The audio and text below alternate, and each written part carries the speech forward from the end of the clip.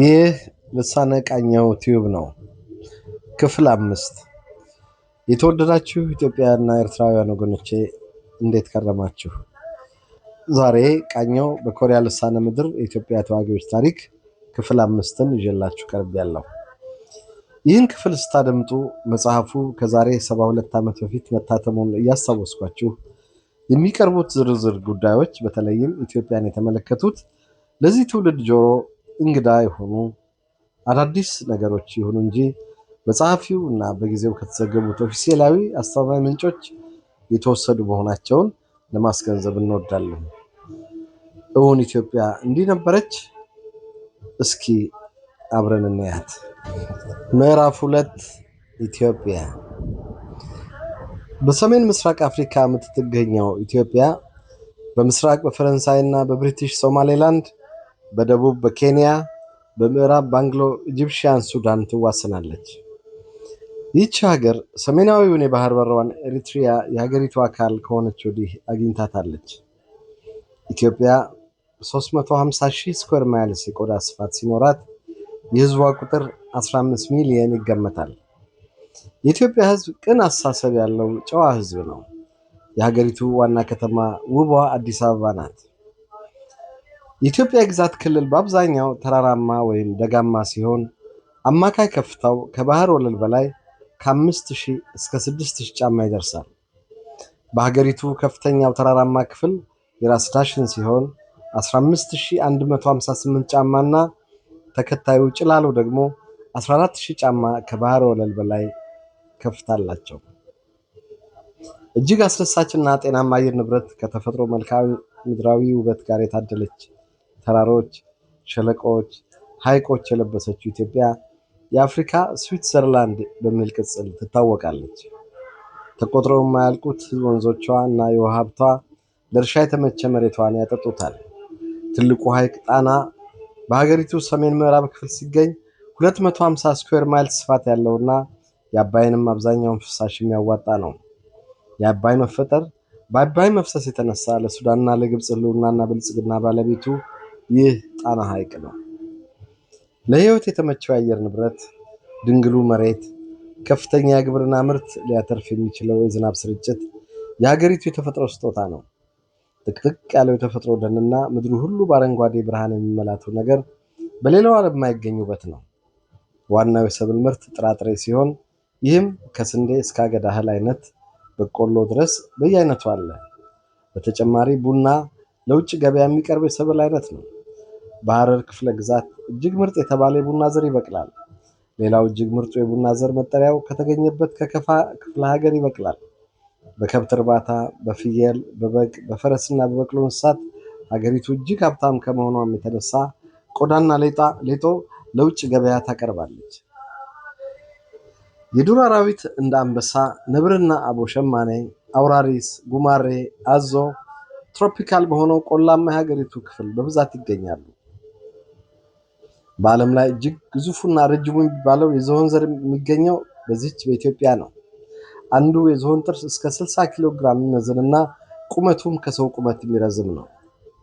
በዓለም ላይ በጥንታዊነትና ባልተቋረጠ መንግስትነት ከሚታወቁት በጣት የሚቆጠሩ ጥቂት መንግስታት መካከል አንዷ የሆነችው ኢትዮጵያ ለዓለም ያልተጋለጡ ብዙ ምስጢሮች ባለቤት ናት። የመጀመሪያው የሃሚቴክ ዘር በስደት ኢትዮጵያን መሬት ረግጧል ተብሎ የሚታመነው ከክርስቶስ ልደት በፊት በ3000 ዓመተ ዓለም ሲሆን ሁለተኛው የሴሜቲክ ፍልሰት ደግሞ በ2000 ዓመተ ዓለም እንደሆነ የታሪክ ሊቃውንት ያረጋግጣሉ። እነዚህ ሁለቱም ስደቶች የተፈጸሙት በኤርትራ በር በኩል ነው። የዘመኑ መዲና የነበረችው አክሱም ሐውልቶቿና የተለያዩ አርኪኦሎጂ ቅርሳቅርሶች ሀገሪቱ ቅድመ ክርስትና ዘመን የደረሰችበትን የላቀ የስልጣኔ ደረጃ ያረጋግጣሉ።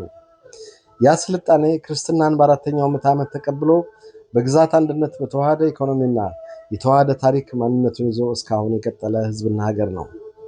በ7ኛው ክፍለ ዘመን የነቢዩ መሐመድ መልእክተኞች ከመዲና ሲሰደዱ በዘመኑ የአክሱም ንጉሥ የተደረገላቸው መልካም አቀባበል ኢትዮጵያውያን ከሙስሊሙ የአካባቢ ህዝብ ጋር በሰላማዊ ጉርብትና እንዲኖሩ አስችሏቸዋል ተብሎ ይታመናል። በኢትዮጵያ ታሪክ የመካከለኛው ዘመን ነገስታቱ የሰሜን ኤርትራ ነገስታትን ጨምሮ የዘር ግንዳቸውን የሚቆጥሩት በንጉሥ ሰለሞን መስመር ሲሆን ከነዚህ ነገስታት መካከል ጥቂቶቹን ለመጥቀስ ያህል ከ1270 እስከ 1285 የነገሰው ይኩኖ አምላክ፣ ከ1314 እስከ 1340 የነገሰው አምደ ጽዮን፣ ከ1433 እስከ 1466 የነገሰው ዘርዓ ያዕቆብ ይገኙባቸዋል። ይህ ታላቅ ስርወ መንግስትና ስልጣኔ የ16ኛውን ክፍለ ዘመን የግራኝ መሐመድ ወረራ ተቋቁሞ በመቀጠል እስካሁንም አለ። ክርስትና ወደ ኢትዮጵያ የገባው በአራተኛው ምዕተ ዓመት ነው ሲባል የመጀመሪያው ክርስቲያን ንጉሥ አይጆቢ ከሊባኖስ በተሰደደው መነኩሴ በቄስ ፍሬምናጦስ ወንጌል ተሰበከለት። ኢትዮጵያውያን ከክርስቶስ ልደት በፊት 3000 ምዕተ ዓለም በታችኛው የአባይ ተፋሰስ መኖር የጀመሩ ጥንታዊ ህዝቦች ናቸው። ምንም እንኳን በተደጋጋሚ ከባዕድ ኃይሎች የተሰነዘረ ወረራና የተለያየ አደጋ ቢያጋጥማቸውም ሀገራቸውና ማንነታቸውን በጽናት ጠብቀው ቆይተዋል። የኢትዮጵያ ኦርቶዶክስ ተዋሕዶ ቤተክርስቲያን በኢትዮጵያ ታሪክ ውስጥ እንደ አንድ የፖለቲካ ተቋም በርካታ አስተዋጽኦችን አድርጋለች። በመካከለኛው ዘመን በአውሮፓ እንደነበሩት ታላላቅ የሃይማኖት ተቋማት ብቻ ሳይሆን ይህች ቤተክርስቲያን ከዚህም አልፋ የነገስታቱን ዕጣ ፈንታ እስከመወሰን ሚና ነበራት። ማንም እንግዳ ሰው ኢትዮጵያን ሲጎበኝ በሌላው ዓለም የማያየው አዲስ ክስተት ሁሉም ሰው ቤተክርስቲያንና ካህናቱን ማግኘቱ ነው። የኢትዮጵያ ኦርቶዶክስ ተዋሕዶ ቤተክርስቲያን ጳጳሳት ከአሌክዛንድሪያ ግብፅ ይቀቡ የነበረበት የብዙ ምዕተ ዓመታት ልማድ ተቀይሮ ኢትዮጵያ አሁን የራሷን ዜጋ ጵጵስና ተቀብላ ቤተክርስቲያኗን እያስተዳደረች ትገኛለች። ኢትዮጵያውያን ለበርካታ ምዕተ ዓመታት ብሔራዊ ግዛታቸውንና ነፃነታቸውን ጠብቀው ለማቆየት ሲታገሉ የኖሩና በአንድም የታሪክ ወቅት ከመቀነስ መጨመር በቀር ህልውናቸውን አጥተው ወይም አቋርጠው የማያውቁ ህዝቦች መሆናቸውን ታሪክ ያረጋግጣል። በዚህም የተነሳ ኢትዮጵያውያንን የነፃ ሰዎች መሬት ብለው የሚጠሯት በርካቶች ናቸው። ግርማዊ ንጉሠ ነገሥት ቀዳማዊ ኃይለ ሥላሴ የኢትዮጵያ መንግስት ንጉሠ ነገሥት ሆነው የዘውድ በዓላቸውን ካከበሩ በኋላ የመጀመሪያውን የኢትዮጵያን ዘመናዊ መንግስት ለማዋቀር የሚበቃ ህገ መንግስት አውጥተዋል። ይህም የዲሞክራሲን እድገት አቅጣጫና የተማከለ የመንግስት አወቃቀር ላይ ትኩረት የሰጠ ነው። የ1931 የኢትዮጵያ ህገ መንግስት ለሰውና ለተቋማት ሰውነት እኩል እውቅና የሰጠ ዘመናዊ ህገ መንግስት ነው። በ1942 በኢትዮጵያ ፍትህ ስርዓት ላይ ስር ነቀል ለውጥ ያመጣ የመዋቅር ለውጥ ተደርጎ ከንዑስ ወረዳ ጀምሮ እስከ ጠቅላይ ፍርድ ቤት በየእርከኑ የሚያገለግሉ ፍርድ ቤቶች ተቋቋሙ። ሌላው ትልቅ የሚባለው የኢትዮጵያ መንግስት እርምጃ በመንግስቱ መሰረት የታወቁትን የሚኒስቴር መስሪያ ቤቶች በማቋቋም የአንድ ብሔራዊ መንግስት ዘመናዊ አስተዳደርና መዋቅሮችን መዘርጋት ነው። በ1943 አዋጅ መሰረት የሚከተሉት ሚኒስቴር መስሪያ ቤቶች ተሰይመዋል። መገናኛና የህዝብ ጉዳይ ፈጻሚ፣ ትምህርትና ስነ ጥበብ፣ ንግድ፣ ኢንዱስትሪ መስሪያ ቤቶችና ግብርና፣ የሀገር ውስጥና የውጭ ጉዳይ፣ የገንዘብ፣ የመከላከያ፣ የማስታወቂያ፣ የፍትህ፣ የፖስታ፣ የቴሌግራፍ ሚኒስትሮች ተቋቁመዋል። በመገናኛና በህዝብ ጉዳይ ፈጻሚ ሚኒስቴር መስሪያ ቤት በቅርቡ ከተከናወኑ ስራዎች መካከል የንጉሠ ነገሥቱ መቀመጫ ዘመናዊ ቤተ መንግስት፣ የፓርላማው ጽህፈት ቤት፣ ዘመናዊ ወህኒ ቤት፣ የሆስፒታሎች፣ ትምህርት ቤቶች፣ አውሮፕላን ማረፊያውና ሬዲዮ ጣቢያው ሊጠቀሱ ይችላሉ። ለብዙ ክፍለ ዓመታት የኢትዮጵያ አብያተ ክርስቲያናትና ገዳማት የመንፈሳዊውን የቤተ ክህነት ትምህርት ሲሰጡ ቢቆዩም ዘመናዊ ትምህርት እውን የሆነው በ1908 ዳግማዊ አፄ ምኒልክ እንግሊዝኛን ጨምሮ የአውሮፓውያንን ደረጃ የጠበቀ ዘመናዊ ትምህርት ቤት የሚሰጥበት የመጀመሪያውን በስማቸው የተሰየመ ትምህርት ቤት ሲከፍቱ ነው። ከዚያም በ1928 ቀዳማዊ ኃይለ ሥላሴ ተፈሪ መኮንን ትምህርት ቤትን ከፈቱ። ተስፋ ያላቸው ሀገሪቱ ወጣቶች ከነዚህ ትምህርት ቤቶች ከወጡ በኋላ ለከፍተኛ ትምህርት ወደ ውጭ ሀገር ይላካሉ።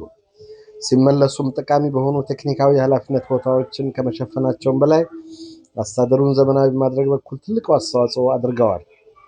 አሳዛኙ ነገር በርካታ የተማሩ ኢትዮጵያውያን በኢጣሊያን ወረራ ዘመን መገደላቸው ሲሆን ይህም ከነፃነት በኋላ የቀሩትን ኢትዮጵያዊ ምሁራን የትምህርቱን አድማስ ለማስፋት የሚያደርጉትን ትግል እጅግ ከባድ አድርጎባቸዋል።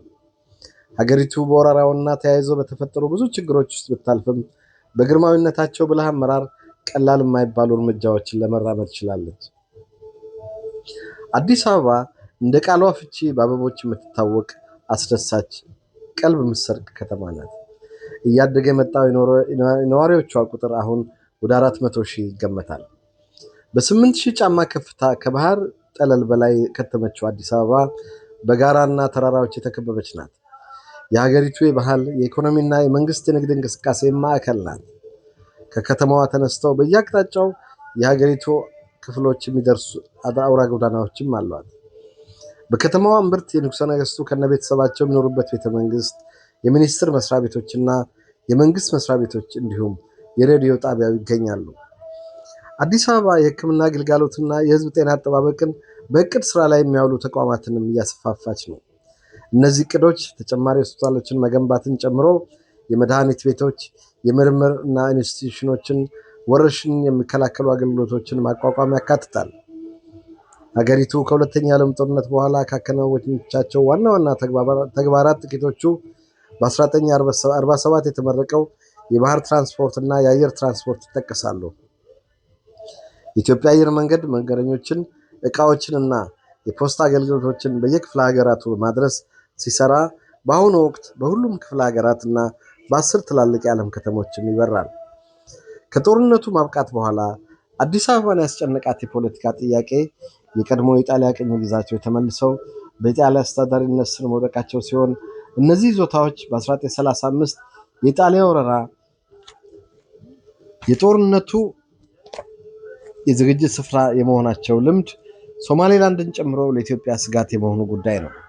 ምንም እንኳን የተባበሩት መንግስታት ጠቅላላ ጉባኤ ሶማሌላንድን ኢጣሊያ እንድታስተዳድር ቢፈቅድም ጥር 1 ቀን 1942 ዓ.ም እንደ አዲስ በተቋቋመው የተባበሩት መንግስታት ድርጅት ኢትዮጵያ ሰኔ 25 ቀን 1945 ሳን ፍራንሲስኮ ላይ አባል ሀገር ሆና ስትመዘገብ ይህን የመንግስታቱን ውሳኔ በመቃወም በኢጣሊያ ተይዘው የነበሩት ግዛቶች ኤርትራንና ሶማሌላንድን ጨምሮ እንዲመለስላት ጥያቄ አቅርባለች። በተለይ የኤርትራ መመለስ ጥያቄ ለኢትዮጵያ ባህር በር ማግኘት አንገብጋቢ ጉዳይ ነበር። የጣሊያንና የኢትዮጵያን ጦርነት ማብቃት ተከትሎ ሁለተኛ ዓለም ጦርነትን ባሸነፉት የህብረቱ ኃይሎችና ተባባሪዎቻቸው አዘጋጅነት ኢጣሊያና ኢትዮጵያ በተፈራረሙት የሰላም ውል ኢትዮጵያ ሉዓላዊና ነፃ መንግስት መሆኗ ተረጋግጧል። ይህ ሉዓላዊነቷ በነፃ መንግስታት መካከል በእኩልነት የሚያቆማት በመሆኑም የተባበሩት መንግስታት አባል ሀገር እንድትሆን አስችሏታል። ለዘመናት በውጭ ጣልቃ ገብነትና ወረራ ቁምስቅሏን ስታይ የኖረች እቺ ታሪካዊት ሀገር አሁን የራሷን ጉዳይ በራሷ የምትወስን ሆናለች። ኢትዮጵያውያን ሰላም ወዳድ ህዝቦች በመሆናቸው በታሪካቸው በአንድም አጋጣሚ የሌሎችን ግዛት በመውረር አይታወቁም። ሆኖም ግን ሲደርሱባቸውና ሀገራቸውን ለመከላከል ሲጠሩ በጀግንነትና በፍጹም ቆራጥነት ይዋጋሉ። የጥንታዊቷ ኢትዮጵያ የእነዚህ ጀግኖች ምትክ ልጆች ደግሞ የዛሬው የቃኞች ሻለቃ ተዋጊዎች ናቸው። አድማጮቻችን እንግዲህ ክፍል 5 እዚህ ላይ ስናበቃ እግረ መንገዴን አንዲት ጥያቄ ለአድማጮች ላቀርብ እወዳለሁ። የዛሬዋን ኢትዮጵያ ከትናንቱ አንጻር እንዴት አያችኋት? እስኪ በአስተያየት መድረኩ ወይም ኮመንት ላይ ጥቂት አስተያየታችሁን መስማት ወይም እንዲጽፉልኝ እፈልጋለሁ። በሚቀጥለው ፕሮግራም እስክንገናኝ ሰላም ሁኑ። ላይክ ማድረግ፣ የደወል ምልክቷን መጫን፣ ሰብስክራይብ ማድረግ እንዳትረሱ። ስላዳመጣችሁኝ አመሰግናለሁ።